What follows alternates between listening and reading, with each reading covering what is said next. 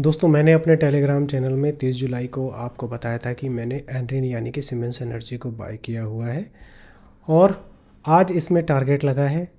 इसमें 14% की up movement हो चुकी है ऑलरेडी, लेकिन मैं इसको पहले ही एग्ज़िट कर चुका हूँ और अपना प्रॉफिट बुक कर चुका हूँ जो टोटल 15% के आसपास में है। उसे भी मैंने आज मॉर्निंग में ही आपको इन्फॉर्म कर दिया था अपने टेलीग्राम चैनल पे।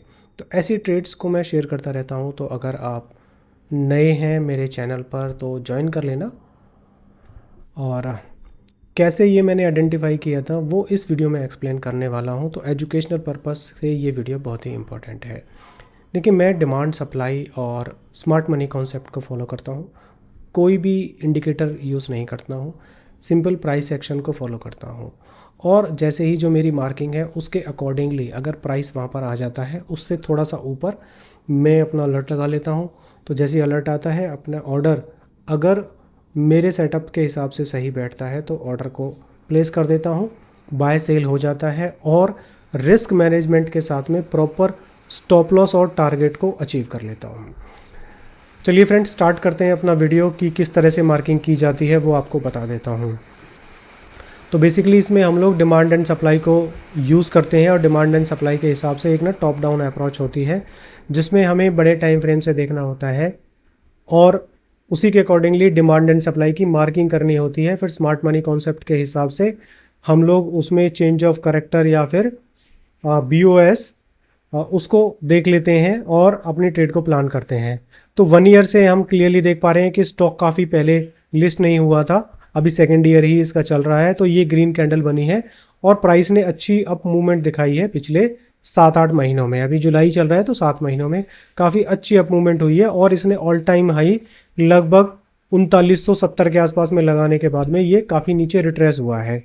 अब यहाँ पर एक लॉजिक ये हो जाता है कि अगर कोई भी स्टॉक ऑल टाइम हाई पे चल रहा है और मैं उसमें ऑलरेडी इंटर हूँ, मेरी इन्वेस्टमेंट उसमें हो रखी है, तो मैं वीकली डिमांड जोन के नीचे उसमें एग्जिट हो जाऊंगा। मतलब कि मेरे कोई भी वीकली का डिमांड जोन अगर उसमें बनेगा और वो ब्रेक हो जाता है तो ही मैं एग्जिट होऊंगा, नहीं तो मैं उसमें बना रहूँगा। या फिर आप किसी भी ऑल टाइम हाई पे जो स्टॉक चल रहा है उसमें एंट्री करना चाहते हैं तो मैं रैंडमली कहीं भी एंट्री नहीं करता हूँ। मैं वीकली जोन में मेरा प्राइस आएगा तो मैं उसमें एंट्री कर लूँगा और मैं उसमें तब तक बने रहूँगा जब तक वो उसको ब्रेक ना कर दे। अगर मुझे इन्वेस्टमेंट करनी है, ट्रेडिंग करनी है, तो 10-15% का मेरे रिस्क के हिसाब से 1:2 मिनिमम का टारगेट लेते हुए मैं उसमें एग्जिट हो जाता हूँ। तो ये आपको एक बात ध्यान रखनी है और उसको नोट करके रखना है। अब 6 महीने पे जाता हूँ तो कोई जोन नहीं बना है। 3 महीने पे एक जोन बना हुआ है, इसको कर देते हैं मार्क, जो कि है बहुत ज़्यादा नीचे। बट मार्किंग करने में कुछ नहीं जा रहा है, हमारे रिकॉर्ड के लिए रहेगा कि हाँ नीचे कहाँ तक सपोर्ट है। कभी भी अगर प्राइस में अच्छा खासा करेक्शन होता है तो हमें पता होना चाहिए कि यहाँ पर इसमें करेक्शन है। मंथ में जाते हैं तो भी यही जोन को अगर आगे बढ़ाना चाहते हैं तो बढ़ा सकते हैं, बाकी अगर यहाँ भी मार्किंग करेंगे तो कोई इशू नहीं है। वैसे उतनी अच्छी क्वालिटी का ये जोन नहीं है क्योंकि मेन तो ये यहीं पर ही है 26-12 पर मार्किंग कर दी है। अच्छा, ये मार्किंग जो मैं कर रहा हूँ इसको सीखना है तो 5 या 10 मिनट में इसको सिखाया नहीं जा सकता है। उसके लिए भी मैंने कोर्स बनाया हुआ है, यूट्यूब पर डाला हुआ है। 1-1.5 घंटे में आप इसको पूरा एक्सपर्ट हो जाएंगे। डिस्क्रिप्शन में लिंक है, जाके आप सीख सकते हैं। अब मैं जाता हूँ वीकली पर। तो अब जब प्राइस मान के चलिए कि यहाँ पर था, ये 4-5 कैंडल नहीं बनी हुई हैं, सिर्फ यही 2 कैंडल बनी हुई हैं, उसके नीचे एक बहुत ही अच्छी क्वालिटी का वीकली जोन बना हुआ है और मैंने ये कर दिया मार्क। और धन के ऊपर में अलर्ट मैंने लगा दिया। अब जब ये वाला प्राइस यहां पर था, इसने ऑल टाइम हाई लगाया, तो मैंने यहां पर एंट्री नहीं की, मैंने एक करेक्शन के लिए वेट किया। अब इसमें करेक्शन स्टार्ट हुआ, प्राइस आया, यहां पर अलर्ट हुआ, मैं डेली पे चला जाता हूं। ये मेरा मार्किंग हो गई, तो इसकी मेरी एंट्री यहां नहीं रहेगी क्योंकि अभी भी रेंज मुझे बड़ी लग रही है। मैं और छोटे टाइम फ्रेम पे जाके देखता हूं कि क्या प्राइस और ज़्यादा छोटा हो सकता है, तो मुझे लगा हाँ हो सकता है। तो मैंने क्या किया, जो सबसे बॉटम पर ये वाली कैंडल है इसको मैंने बनाया और यहाँ पर मैंने एंट्री प्लान की। ये मेरा हो गया स्टॉप लॉस और 1:2 के टारगेट के हिसाब से तो प्राइस यहाँ बनता था, बट क्योंकि ऑल टाइम हाई का स्टॉक है और इतना अच्छा फॉर्मेशन बन रहा है तो मैं यहाँ पर एग्जिट नहीं होना चाहता था और मैंने आपको इन्फॉर्म भी नहीं किया। मैं इसमें अच्छा प्रॉफिट लेना चाहता था।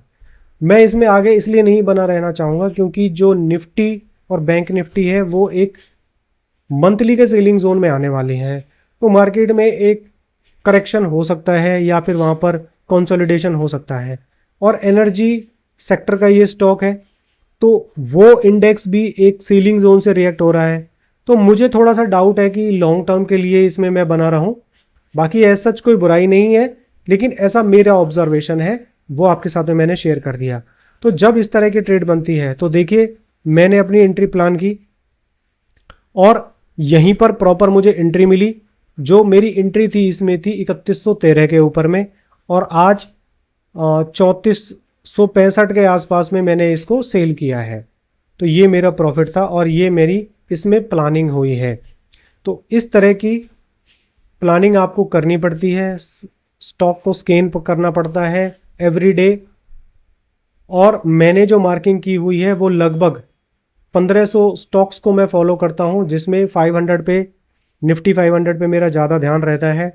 तो ऐसे स्टॉक्स को अगर आप फॉलो करना चाहते हैं तो मेरी वेबसाइट है stocktrack.live, इस पे आप जा सकते हैं और यहाँ पर कौन सा स्टॉक किस जोन में जाने वाला है उसकी ट्रैकिंग मैं यहाँ पर रखता हूँ। तो आप एक छोटा सा अमाउंट पे करके इसको ज्वाइन कर सकते हैं, देख सकते हैं। तो ये मेरे डैशबोर्ड्स हैं। सो बेसिकली आप यहाँ पर देख पा रहे हैं कि ये जो स्टॉक्स हैं ये कौन से जोन में पहुँचने वाला है, कहाँ नहीं पहुँचने वाला है, वो सारी चीज़ इसमें आपको मिल जाती हैं। और कौन सी ट्रेड एक्टिव है, कौन सी नहीं है, सप्लाई जोन, डिमांड जोन, मतलब और कौन कौन से मेरे हाईली मेरे टारगेट पर हैं, वो सारी इन्फॉर्मेशन आपको यहाँ पर मिलती है। तो इसमें अगर आप ज्वाइन करना चाहते हैं तो मेरे से कांटेक्ट कर सकते हैं, डीएम कर दीजिए, या यहाँ पर भी मैंने नंबर दिया हुआ है, आप वहाँ पर जाकर मेरे को कांटेक्ट कर सकते हैं। तो thank you friends for watching my video. Please come back again for such wonderful videos. अगर आप शेयर ट्रेडिंग या इन्वेस्टमेंट में इंटरेस्टेड होते हैं तो उन लोगों के साथ में भी शेयर कीजिएगा। Thank you friends for watching my video. Please come back again. Thank you.